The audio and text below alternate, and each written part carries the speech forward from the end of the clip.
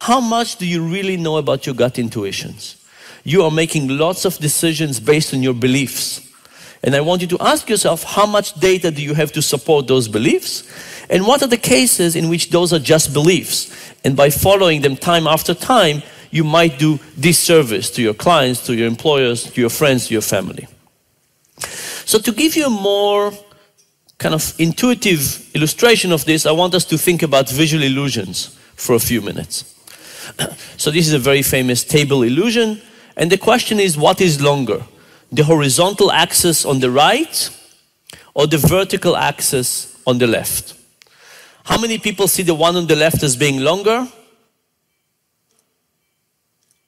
With visual illusions, we can very easily show you that you're wrong. I could put some lines on these tables. That doesn't help. But I can animate the lines. And if you trust me that I didn't shrink those, and I didn't, I've proven to you that those two dimensions are the same. The really amazing thing, though, is that in some sense it doesn't help. If you look at it again, can anybody see them as the same? Of course not. You know that they are the same. Imagine I gave you a big ruler and you came to the stage and you measured and you proved it to yourself, because I know you don't really trust me. But, imagine you proved it to yourself that they were the same.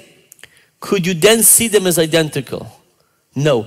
Your brain filters information in a way that is biased. It's a machinery. What you perceive is the world after it's being passed through the filter of your brain, and the filter of your brain makes some systematic mistakes. We all make the same mistake every time, regardless of what we know. Here's another illusion. What is the color that the top arrow is pointing to? Brown, very good. The bottom arrow? Kind of orangey, orange, yellow, something like that. Turns out they're identical. Can anybody see them as identical? Of course not. Now if I cover the background up, all of a sudden you can see that those two are the same. And again, if you don't trust me, you can take the slides later, you can cut them out, and you can prove it to yourself that those two are identical. And again, the illusion pops right back. It doesn't matter what you know. You can't not see the illusion. The reality is that we don't see as much with our eyes, we see with our brains. And our brains work on expectations. And if we expect to see something, the odds are we will keep on seeing the same thing. Now, why do we talk about visual illusions as a way to think about rationality? Because vision is our best skill. We have a huge part of our brain dedicated to vision. We do vision all day long. We're evolutionarily designed to do vision. We're fantastic at that. And nevertheless, despite of the brain machinery and experience and specialization, we make systematic, predictable mistakes. You will always see the table illusion. You'll always see the cube illusion. And you always will have attentional problems. By the way, in cell phones, attentional problems are particularly bad when you think about texting while driving, or when you think about talking and driving. People think they have much more attention capacity than they really have. And the argument is that if we have so many mistakes in vision, when we're so good at vision, what are the odds that we don't even have more mistakes in other areas of our lives? Like making decisions about health, or making decisions about expenditure. Could it be that in those areas we even have more mistakes? And that's basically what I wanted to talk to you about. So let's talk about decision making a little bit like visual illusions, a little bit like systematic mistakes in ways that our brain processes information and causes us all to make the same mistake. Let's start with this. This is my favorite plot in social science. It's a plot that shows the percentage of people in different countries in Europe who are interested in giving their organs to donation. And right away you see something very simple.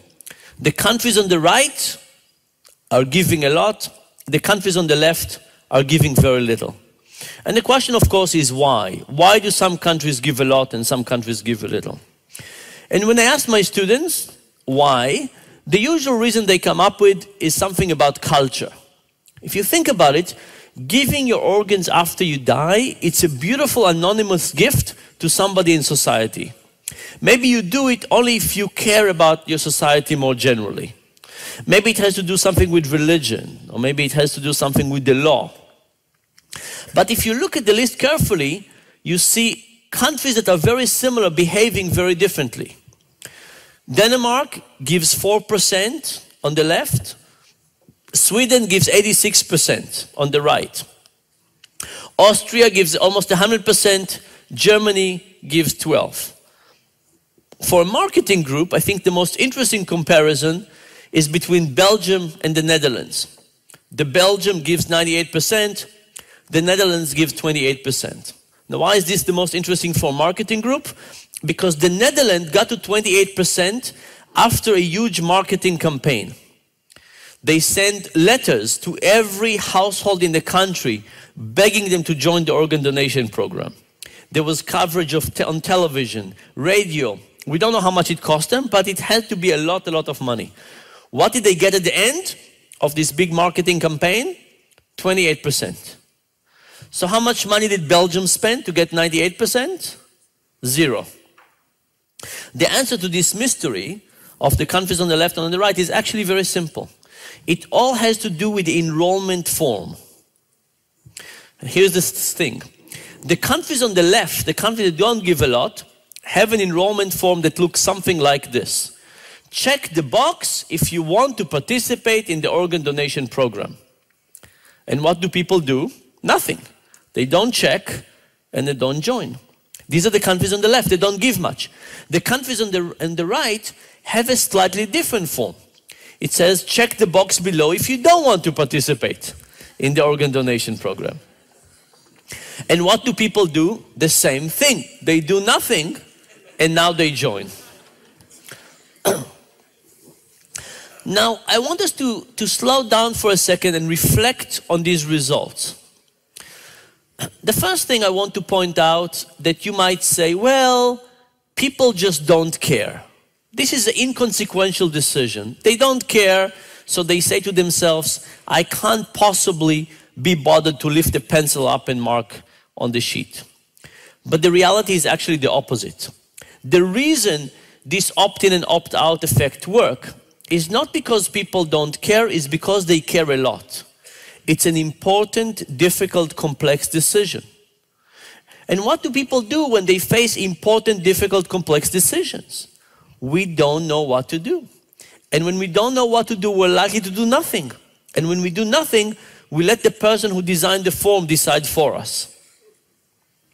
That's the first thing. The second thing is that when we go around life, we have this tremendous sense of agency.